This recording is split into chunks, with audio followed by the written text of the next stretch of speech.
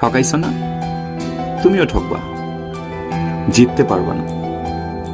মনে রাখো, প্রকৃতি সাময়িকভাবে মাফ করে দিলেও কখনো ভুলে যায় না। আপনারা অনেকেই জানেন যে আমি শুভ কাজটা সেরে ফেলেছি, আর অনেকে এআই দিয়ে ছবি বানাইছে। মূলত হচ্ছে এটা আমার ওয়াইফ। অ্যান্ড সবার কাছে একটাই রিকোয়েস্ট, সবাই আমাদের জন্য দোয়া করবেন যেন সামনের দিনগুলো ভালো হয়। আর এতটুকুই বলার ছিল। তুমি কিছু বলবা? বউ শরম পাইতেছে। সো আজকে হচ্ছে আমাদের এঙ্গেজ হয়ে গেছে। তোমার রিং আর আমার রিংটা দেখাও, বুঝো নাই? সো এখন আমি আর সিঙ্গেল নাই। অ্যান্ড যারা আমাকে পছন্দ করতেন, এক্সট্রিমলি সরি ফর দ্যাট। কি করবো, যেটা কপালে ছিল সেটাই হয়ে গেছে, যেটা কপালে ছিল সেটাই হয়ে গেছে।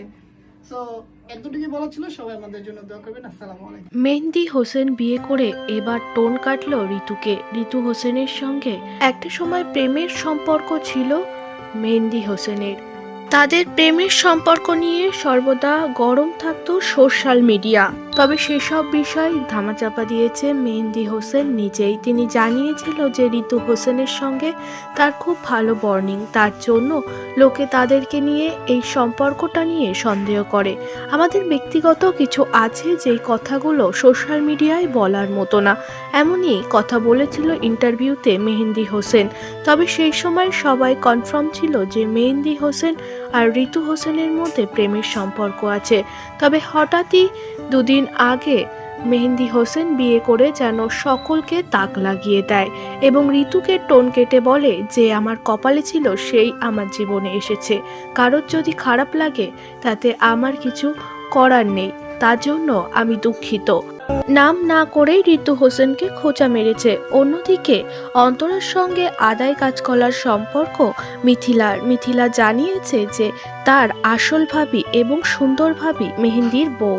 ফাইনালি আমাদের মাশাআল্লাহ মামিকে দেখা ফেলবো, কারণ মামি আমাদের মাশাআল্লাহ।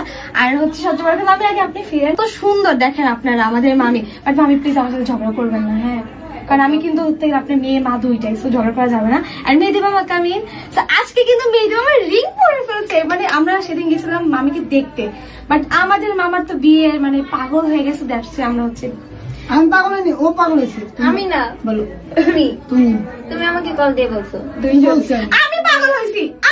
আমি চাইছি আমার মামা বিয়ে করুক। আমি আল্লাহ, আমি তো বিপদে পড়ছি। আচ্ছা, আমি পাগল হয়েছি। ভালো হয়েছে, মেয়ের মা ভুলা গেছে, কি বিপদ? ভুলা গেছে, ভালো হয়েছে।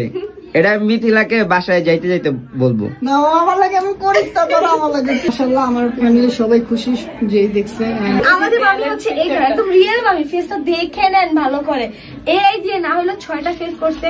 আপনার কোনটা পছন্দ হয়েছে এআই মধ্যে? আমার এটাই পছন্দ হয়েছে, এই আমি এই পছন্দ হয় না। যে বিয়ে করবে তার কোনো প্রবলেম নেই, কিন্তু আমাদের মতো মানুষের কত প্রবলেম।